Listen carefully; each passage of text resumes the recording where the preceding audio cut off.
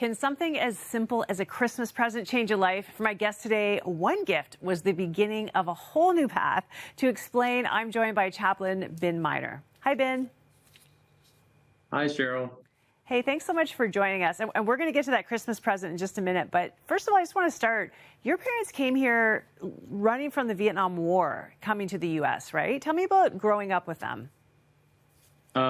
Yeah, I was born in 1988 in Dallas, Texas.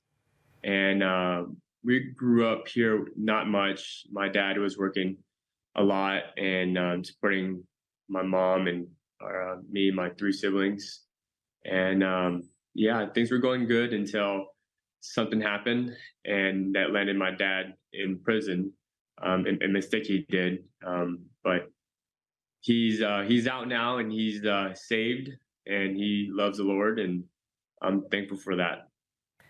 That's so good. And I know it was a tough time because when your dad went to prison, your mom's trying to raise 4 kids on her own. And I know your dad signed you up for a program called the Angel Tree. So tell me, what is that and how did that impact you? Angel Tree program, he signed us up for that because we didn't get Christmas presents when he was in prison. So that helped us get Christmas presents during Christmas. And we did it for 3 or 4 years. And my mom at the time was sewing. She was in the sewing company, and she just worked as much as she could to make the bills and pay for rent. But we didn't really have much food to eat. The only time we ate food was at school because the government paid for that. So we had perfect attendance all the time because we had to eat. So when we came home from school, we didn't have no food to eat. So we were excited about school every day, every morning, every lunchtime. And my mom at the time was just dating the wrong guys at the time, and we just grew up really poor and didn't have electricity or water at the house, and we would it was a struggle for us. Yeah, I can't imagine. And your mom, like, what an incredible woman trying to raise 4 kids on her own. Your dad incarcerated, and now she's dating a guy, as you said, a drug dealer, not a good guy, and then things get worse. Your house was raided. Tell me about that. Yes, my mom at the time was dating a drug dealer that I didn't know was a drug dealer at the time. I just saw at the house I was living in, there's a lot of guys, a different race, different color, in and out of the house all the time. And I thought there's friends of my mom and her boyfriend. So, but later found out that I was living in a trap house, a drug house. There was no furniture in the house. The windows were, blanketed, boarded up. And I realized at the time that I was living in a drug house. I would see pornography on the ground. I would see drug, items on the kitchen counter, and I didn't know what it was, like vials and stuff like that. And yeah, that was a living condition, and we were not taken care of. We were kind of abandoned most of the time. So pretty much at age 5 through 10, me and my brothers and sisters, we helped each other out. So that's how we fend for ourselves. Yeah, tell me about the day of this drug raid then. They threw in flashbangs. That must have been so shocking. Yes, me and my brother and siblings were watching TV one night. It was, and then all of a sudden we heard a loud bang by the front door. And all of a sudden you see like a big, like a battering ram that rams the door down. And I saw a bunch of police officers rushing into the house, all geared out, armored out with the rifles drawn down.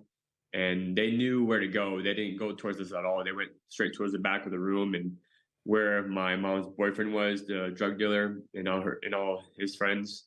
And yeah, I just look back and I see a bunch of guys trying to run out the house everywhere, scattering, and it was just a disaster. I mean, the house was destroyed. And they threw another flashbang grenade in the hallway, and it just all happened so quickly. And then the house was destroyed.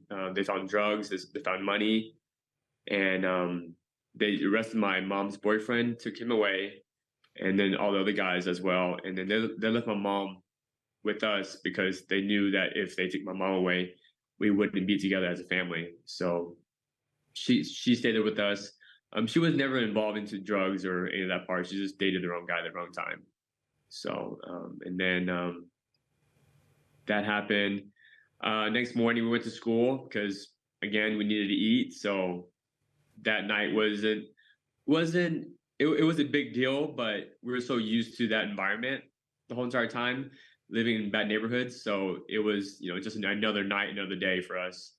And so we went to school and ate, and then we came home excited because it was like the last day of school. School was ending, and we came home. Our house was the door was wide open. Everything was moved out, and my mom was not there. No one was there, so just me and my siblings came. We all walk home from school all the time. So, and we got there and just waited. At the time, it was like 1999. We didn't have cell phones, so we couldn't call my mom to see where she's at. So we waited for her and waited all night, and then she didn't come. So no one came for us. You had the phone number of the people who had been your Angel Tree gift givers and the people who were running it, right? Brian had given you his phone number. Correct. Yes. So rewind to Christmas time. Tammy Miner, she organized Angel Tree program for her church. She called us and she asked us what we want for Christmas, so she can write it down. So she put it on the angel for us, and then we gave her our Christmas list, and then she invited us to a Christmas party at her church. And the Christmas party had like different families there, had music, had decoration. It was pretty neat. We enjoyed it every year. We look forward to every year to going to that because it's like our highlight of our year. We didn't really get much. So we went there to the party. They had Christmas music, decorations, and had food. And we met Tammy, the Angel Tree program organizer, and we met her husband, Brian Miner. They were in their early 30s at the time when we met them. And then before we left, Brian Miner was like, "Here's my business card. If you ever need anything, just give us a call." And so fast forward towards the drug raid that night, where my mom did not come home. We called Brian Miner, and then he came immediately to come get us. And then he took us to his house, blew up an air mattress, put us in his spare bedroom, and just sat down and talked to us. And we told him and Tammy our story and what happened. And they just fed us, took care of us, and then trying to figure out what to do with us. Weeks came to months, and we stayed with them for months. And then it was time for school again. So they enrolled us into school near their house. And then months came to years, and then we became a family. They adopted us.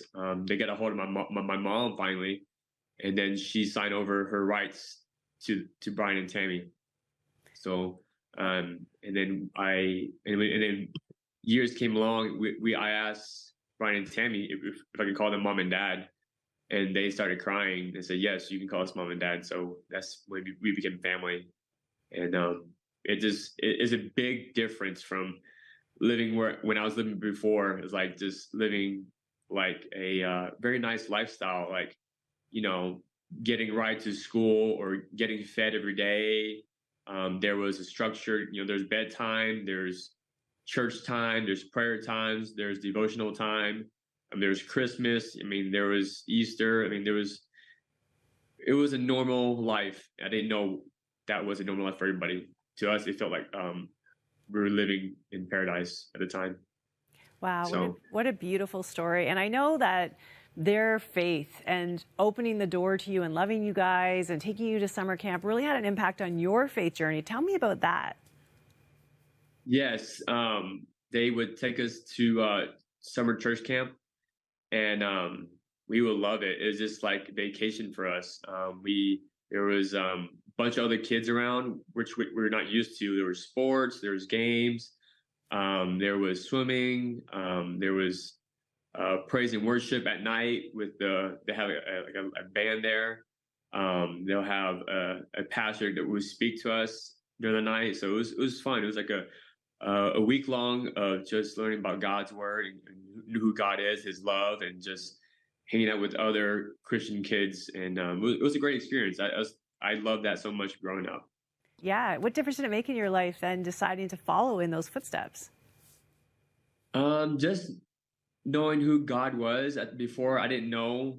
I mean, my family, I was baptized Catholic, and we just went to church because we were told to, and just it wasn't fun. But going to a Christian church camp, it was so much fun. It was just like just be yourself and enjoy. Everybody's so nice, and that's where I understood Jesus and met Jesus, and that's when I got saved and baptized. Well, I know that you still participate in the Angel Tree program. You still buy gifts for people whose parents are in prison. I know it had a huge impact on your life. What an incredible story, Ben. Thank you so much for sharing how God changed your life, how this amazing couple changed your life, and we're so glad to see you prospering and doing well now. You're welcome.